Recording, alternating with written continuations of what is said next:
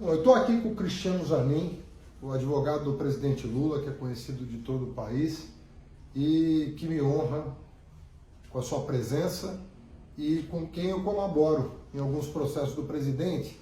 Eu queria alguns esclarecimentos, Zanin, sobre os últimos acontecimentos que me parece que não estão repercutindo como deveriam.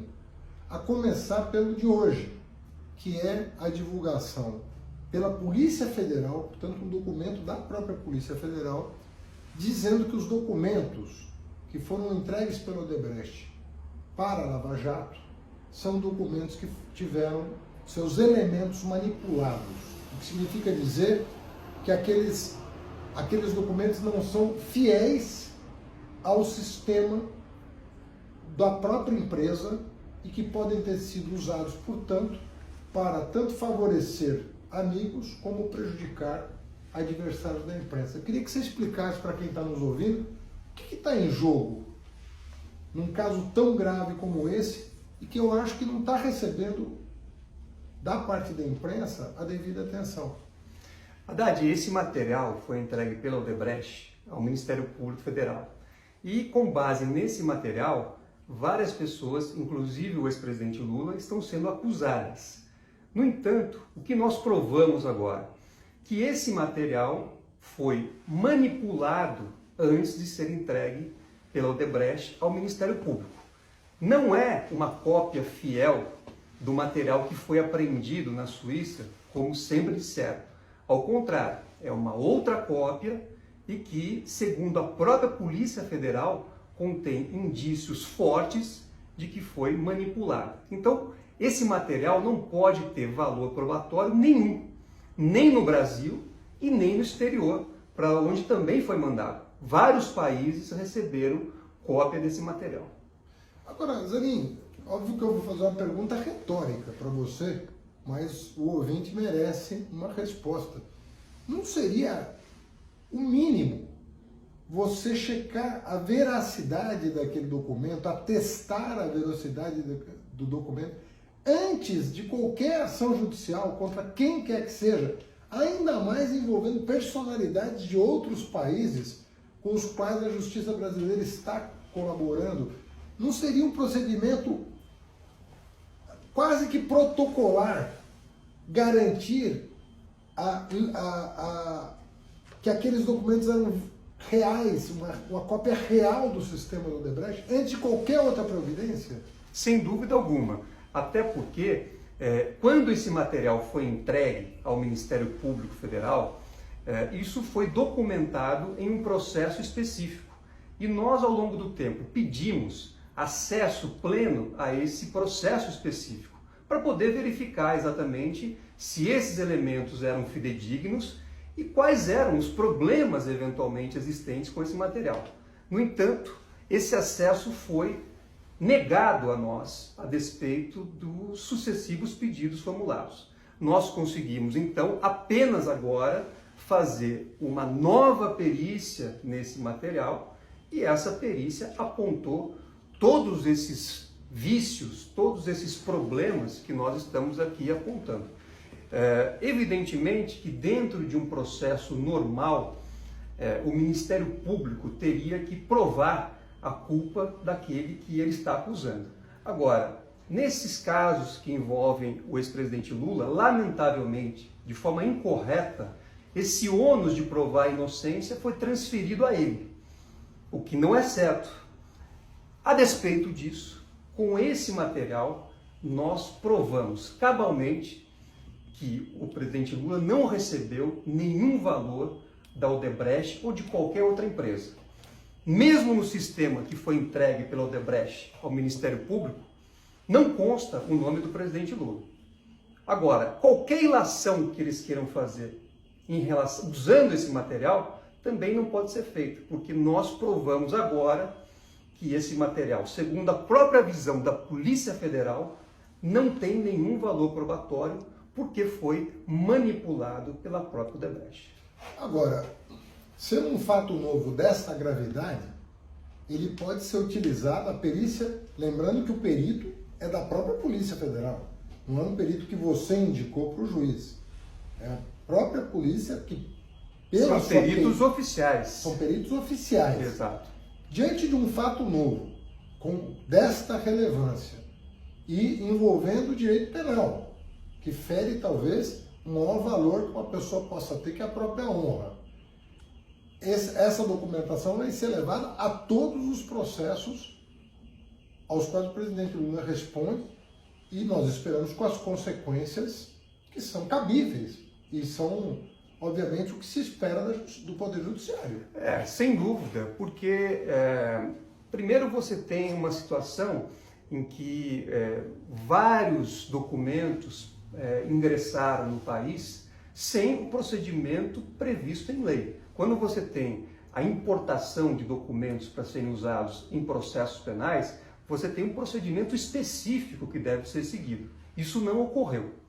E agora o que nós estamos mostrando é que os documentos que vieram para o Brasil, que estão sendo utilizados para acusar e condenar pessoas, não são documentos idôneos, não são documentos que possam servir de prova nem contra o presidente Lula e nem contra outras pessoas.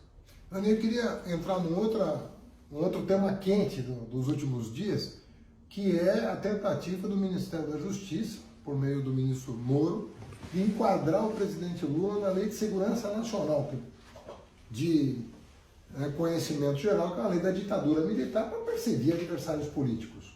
O que de fato ocorreu? Esse diz que me diz, o que de fato ocorreu? Houve de fato o pedido do Moro para o enquadramento do presidente na Lei de Segurança Nacional? Houve, verdade. O ministro Sérgio Moro encaminhou uma requisição para a Polícia Federal para que instaurasse um inquérito contra o presidente Lula por suposta ofensa à honra do presidente Bolsonaro. Antes de tudo, é preciso lembrar o seguinte: no vídeo que foi usado pelo ministro Moro para tentar abrir esse inquérito, como de fato ele foi aberto, não há referência ao presidente Bolsonaro. Então já houve ali um erro factual do ministro Moro ao fazer essa requisição. E o enquadramento jurídico que ele buscou fazer nesse ofício que requisitou o inquérito é o da Lei de Segurança Nacional. Porque existe um artigo, o artigo 26 da lei, que prevê o enquadramento nesse diploma sempre que houver alguma ofensa à honra do presidente da República. Então, o presidente Lula não ofendeu a honra do presidente da República e tampouco poderia ser enquadrado na Lei de Segurança Nacional, que é uma lei da época do regime militar. Mas o inquérito foi instaurado, há expressa referência à Lei de Segurança Nacional na portaria de instauração do inquérito, e o ministro Moro foi comunicado formalmente em novembro do ano passado de que havia esse inquérito contra o presidente Lula com base na Lei de Segurança Nacional. Então, esses documentos não permitem que haja qualquer afirmação em sentido contrário. Isso está tudo documentado. Agora, parece ser uma prática do Moro, diante de evidências como essa, dizer que se confundiu, que houve um erro. O seu escritório de advocacia, na condição de advogado do presidente Lula, foi grampeado pelo Moro. Exato. Quando o ministro Teori perguntou a ele se ele mandou grampear, ele disse que não mandou grampear, que ele não sabia que aquele número se referia ao seu escritório. O que é uma ilegalidade absurda, grampear um advogado de uma pessoa que está sendo investigada. Né? Imagina, ninguém teria direito de defesa se isso pudesse... É uma conquista civilizatória. É uma conquista civilizatória. Você ter a privacidade junto ao seu advogado. Então, mandar grampear é uma atitude autoritária, né, de um Estado policial.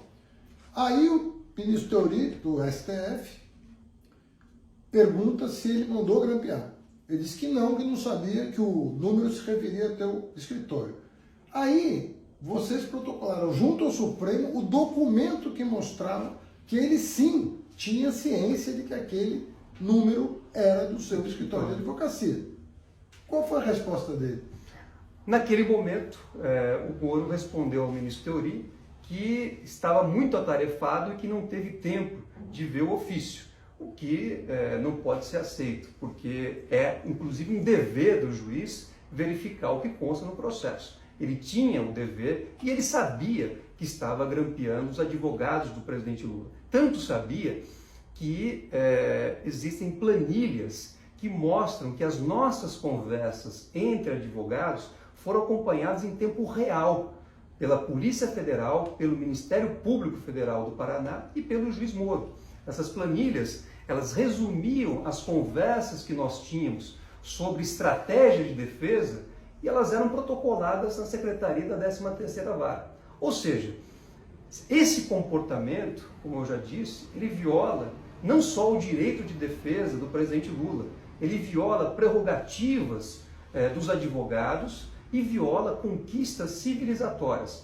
É uma gravíssima violação que não teve, lamentavelmente, nenhuma consequência. Mas ela também embasa o habeas corpus que nós protocolamos no Supremo Tribunal Federal, que está pendente de julgamento, para que seja reconhecida a suspeição do então juiz Sérgio Moro e, consequentemente, seja reconhecida a nulidade de todos os processos que foram indevidamente abertos contra o presidente Lula. Bom, encerro lembrando do famoso vazamento do áudio. Né? Ele não só grampeou a presidente Dilma, né? o que é ilegal, sem o consentimento do Supremo Tribunal Federal, como vazou seletivamente e ilegalmente alguns áudios para passar uma imagem errônea, depois se soube, do que de fato o presidente Lula pretendia ao assumir a chefia da Casa Civil. Ou seja, queria ajudar o país, queria ajudar o governo, queria ajudar a resolver uma crise política grave naquela ocasião. Você considera que esse episódio foi o mais grave dos arbítrios cometidos contra o presidente até aqui? Esse é um gravíssimo episódio, mas longe de ser isolado, ele compõe um universo de ilegalidades e arbitrariedades que foram praticadas na Lava Jato contra o presidente Lula e também contra outras pessoas. Não existe, Haddad, combate à corrupção usando de meios ilegais. O combate à corrupção deve ser feito. Agora, ele não pode ser utilizado como uma bandeira para perseguir pessoas usando aquilo que nós denominamos o lawfare, que é o uso estratégico do direito para fins de deslegitimar e perseguir inimigos políticos ou outros inimigos que estejam ali numa situação. Benim, nós estamos na expectativa de que o habeas corpus seja julgado. A qualquer momento o Supremo pode pautar o julgamento desse habeas corpus. O que significa dizer que se o habeas corpus for recebido pelo Supremo, isso significa devolver ao Lula o que é do Lula, os seus direitos políticos e o seu direito de defesa, de ampla defesa, assegurado pela Constituição. Qual é o grau de confiança que você pode passar depois de tudo que você viveu, um vaza-jato, com tudo que está vindo à tona? Nós podemos confiar de que a justiça pode ser feita?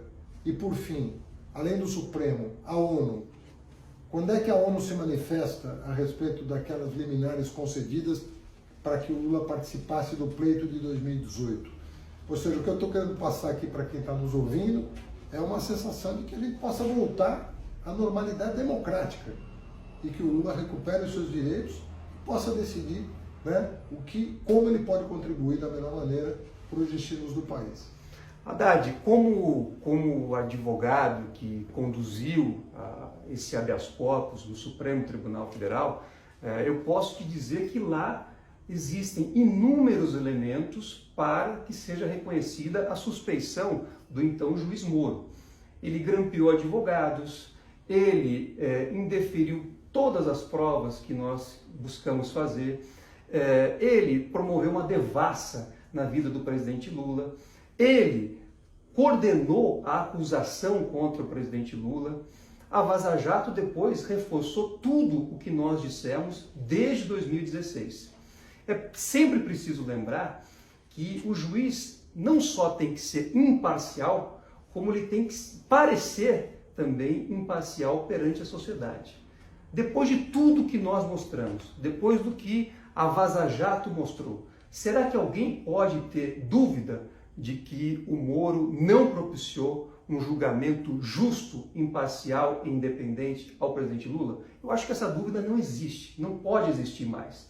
Então é por isso que nós confiamos tanto que esse habeas corpus tem que ser acolhido pela Suprema Corte. Claro, cada ministro terá que fazer a sua análise, mas são muito sólidos os fundamentos que foram apresentados.